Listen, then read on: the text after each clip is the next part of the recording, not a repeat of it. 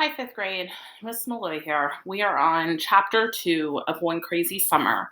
The title of the book is called, or the title of the chapter is called Golden Gate Bridge. I glanced at my Timex. Among the three of us, I was the only one responsible enough to keep and wear a wristwatch. Vanetta let a girl see hers and never got it back. Fern was still learning to tell time, so I kept hers in my drawer until she was ready to wear it.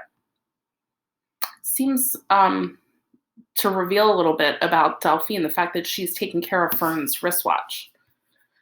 6.5 hours had passed since we hugged Big Ma and kissed Pa at John F. Kennedy Airport. The clouds had made peace with our Boeing 727. It was safe to breathe. I stretched as far as my legs could go.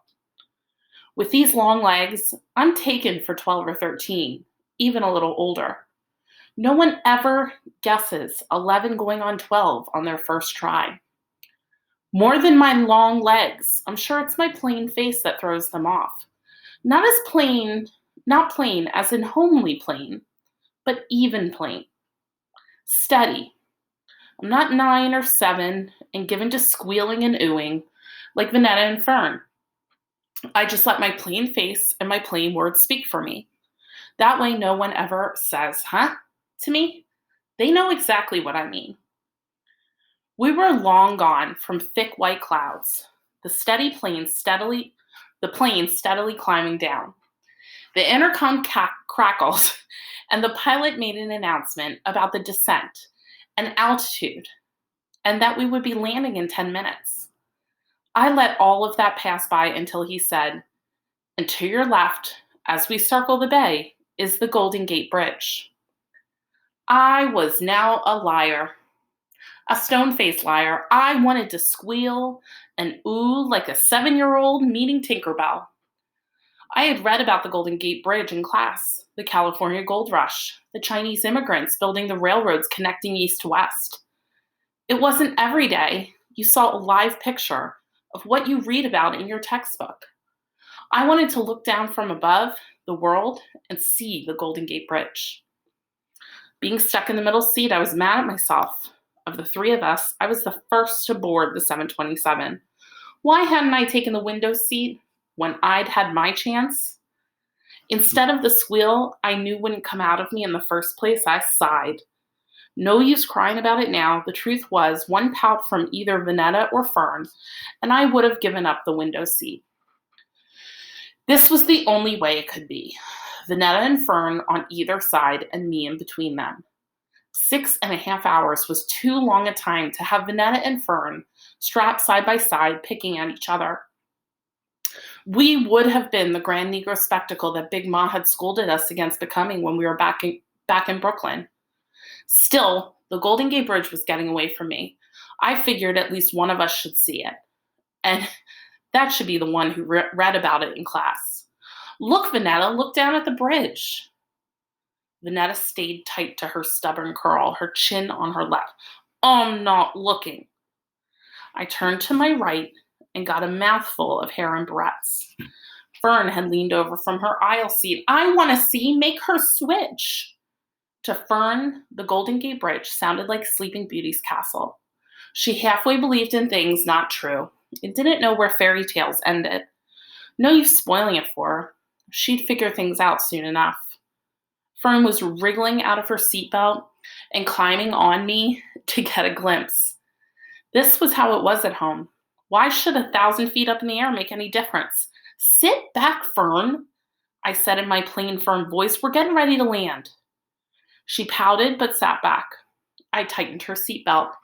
Vanetta's face stayed in her lap. That was just pitiful. Look down, Vanetta, I said before you miss it. Vanetta refused to pry her chin from her lap. She stuck her thumb back in her mouth and closed her eyes. I wasn't worried about Vanetta. Once we got on the ground, she'd be her showy self again, and this Frady Cat episode would be long faded. As we continued to circle the bay above the Golden Gate Bridge, I felt like I was being teased for the simple act of wanting. Every time the plane curved around, I knew in my heart it would be my last chance. and the bridge was saying, na, na, na, na, na, you can't see me. Now, I had to see the bridge. How many times would I be this high up and have a sight as spectacular as the Golden Gate Bridge right underneath me? I loosened my seatbelt, lifted myself, and leaned over Vanetta's head and shoulders to look out of the oval window. I pressed against Vanetta just a little, not enough to cause a stir, but Vanetta and Fern, who was now angry, both hollered, "Delphine!" as loud as they could. Heads turned our way. A stewardess rushed to our row. "Sit in your seat, missy," she scolded me. "We're getting ready to land." Even though there were only 8 Negroes on board, counting my sisters and me, I had managed to disgrace the entire Negro race, judging by the head shaking and the going around us. I shifted my behind into my seat and tightened my seatbelt. But not long before I had seen the orange steel poking through the thick ground clouds below. Smog. There was no time to savor my victory or feel my shame. The plane went roaring down farther and farther. Vanetta held onto my left arm. Fern, with Miss Pattycake, grabbed my right. I dug into the armrest and prayed the pilot had done this before. The plane bounced off the ground as soon as we hit land. It kept bouncing and surging forward, until the bouncing smoothed out and we were rolling again against the ground nice and steady. I took a deep breath so I'd sound like myself when I started telling Vanetta and Fern what to do. The main thing was we were on the ground. We were in Oakland. It sounds like Delphine's got her hands full managing her sisters. It's almost like she's in charge, but it's almost like she mothers them as the oldest sister. We'll find out more next time.